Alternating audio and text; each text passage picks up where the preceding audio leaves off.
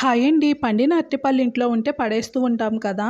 అలా కాకుండా నోట్లో వెన్నలాగా కరిగిపోయే స్వీట్ ఒకసారి ట్రై చేయండి. మిక్సీ జార్‌లో అరటిపండు 10 వరకు, ఆల్మండ్స్, హాఫ్ కప్పు బాంబే రవ్వ, పచ్చి కొబ్బరి వేసి గ్రైండ్ చేసేసుకోండి.